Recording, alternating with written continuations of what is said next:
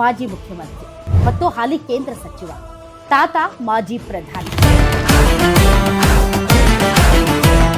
ತಮ್ಮ ವ್ಯಕ್ತಿತ್ವ ವಿಕಸನದೊಂದಿಗೆ ಇಡೀ ಜೆಡಿಎಸ್ ಪಾರ್ಟಿಯನ್ನ ಸಂಘಟಿಸೋದಕ್ಕೆ ಊರು ಊರು ಗಲ್ಲಿ ಗಲ್ಲಿ ತಿರುಗಿ ಕ್ಯಾಡರ್ ಅನ್ನ ಬಿಲ್ಡ್ ಮಾಡಿದ್ದಾರೆ. ನಾವಿವತ್ತು ಮಾತಾಡ್ತಾ ಇರೋದು ನಿಖಿಲ್ ಕುಮಾರಸ್ವಾಮಿ ಅವರು. ನಿಖಿಲ್ ಕುಮಾರಸ್ವಾಮಿ ಅವರ ಪಟ್ಟಾಭಿಷೇಕ ಇನ್ನೂ ಆಗಿಲ್ಲ. ಒಬ್ಬ ಜನತಾದಳ ಪಕ್ಷದ ಒಬ್ಬ ಯುವ ಕಾರ್ಯಕರ್ತ ಅನ್ನೋ ಒಂದು ಟ್ಯಾಗೇ ಸಾಕು.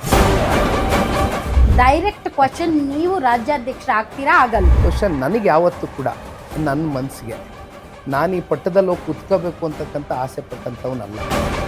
ಈ ಸತತ ಸೋಲುಗಳು ನಿಖಿಲ್ ಕುಮಾರಸ್ವಾಮಿ ಅವರನ್ನ ಯಾವ ರೀತಿ ಪಕ್ವ ಮಾಡಿದೆ? ಯಾರಿಗೆ ಅಧಿಕಾರ ಕೊಡಬೇಕು ಅಥವಾ ಯಾರಿಗೆ ತಿರಸ್ಕಾರ ಮಾಡಬೇಕು ಅಂತಕ್ಕಂಥ ನಿರ್ಧಾರ ತಗೊಳ್ತಕ್ಕಂಥ ಶಕ್ತಿ ಇರ್ತಕ್ಕಂಥ ಜನರಿಗೆ ಮಾತ್ರ.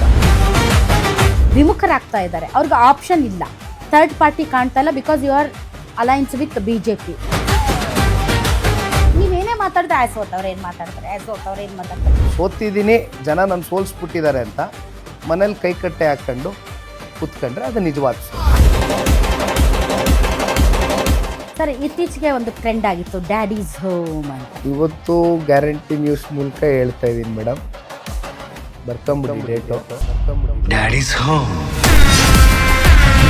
ದಳಪತಿ ನಿಖಿಲ್ ಶುಕ್ರವಾರ ಸಂಜೆ 6 ಗಂಟೆಗೆ